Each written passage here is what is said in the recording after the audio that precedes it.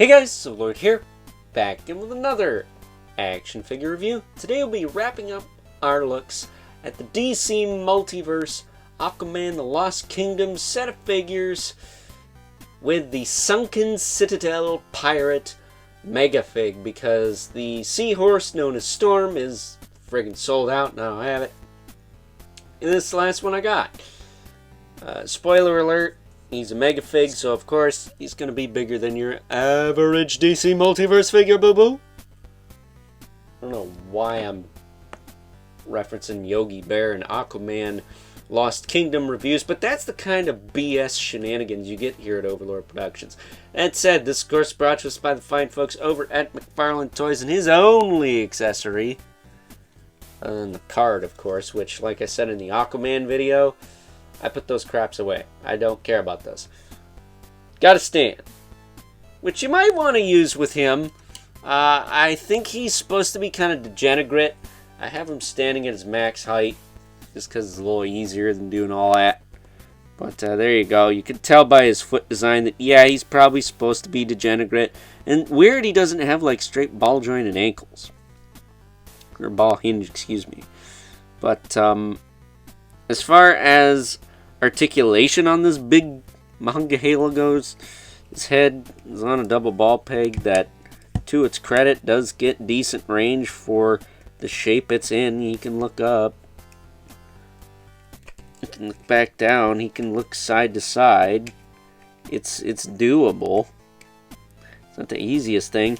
He's got his little flippers on his belly here that do move around. So that's fun. It's different.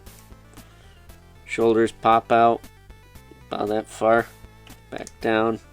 Rotate around. He does have a little bit of that beautiful butterfly in there. Bicep swivel. Single joint elbow, which on him is tighter than balls. Let's see if I can.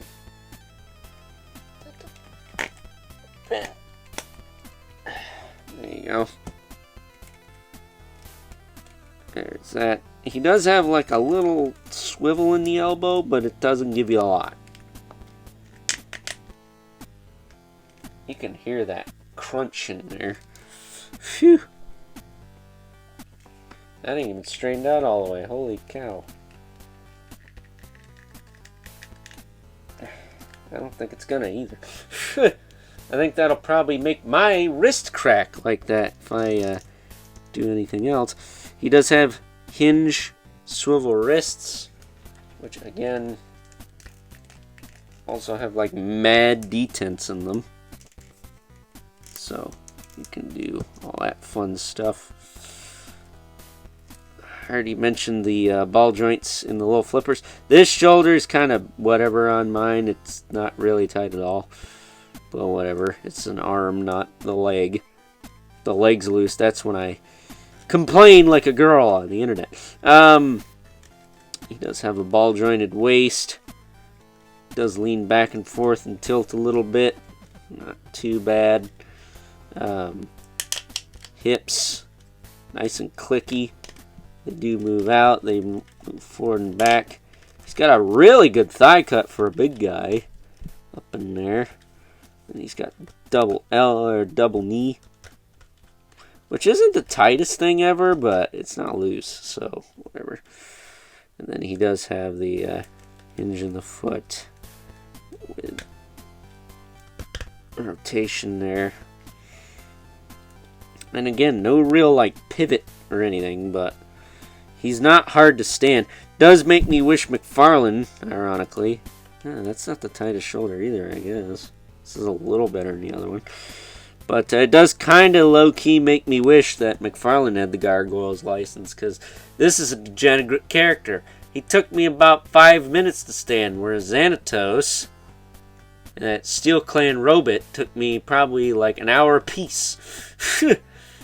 I'm exaggerating slightly, but I'm also kind of not. Those figures are a pain in the nuts.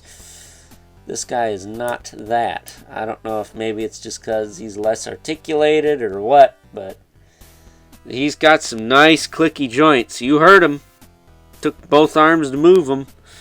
And again, I am a scrawny weakling. compared to some YouTubers out there that just manhandle their crap and break it. So I guess that's both a blessing and a curse. It's like being the Ghost Rider.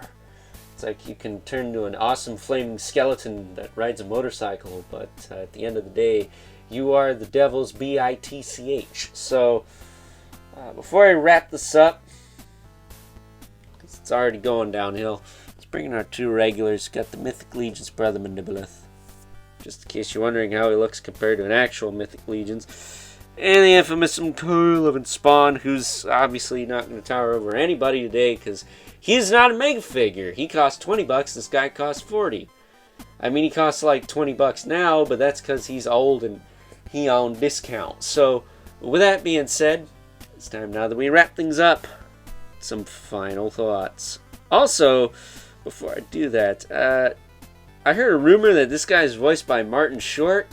And for those of you who don't know who that is, he was the main character in The Pebble and the Penguin and Jack Frost in the Santa Claus movies. Yeah, random side note. Just totally throwing us off. So, once again, it's time now that we wrap things up with some final thoughts. Overall, and much like King Kordax, who came before him, I'm going to say that the Sunken Citadel pirate here, MegaFig, excuse me, let's not demote him or anything. He's definitely looking like something that would go in that new Mythic Legions wave, with all the undersea folk and whatnot. Not gonna lie. However, we gotta face reality and say this is still a McFarlane figure, so it still has McFarlane toys ups and downs. The ups are, it's actually a pretty decent skull. But like I said, if there's one thing this company can do, it's monsters and freaky creatures and whatnot. The downside is the articulation is kind of, it either doesn't work or doesn't look great. And those knees do not look great at all. So, with that being said, I hope you guys enjoyed this review. Until next time, I'll catch you guys later.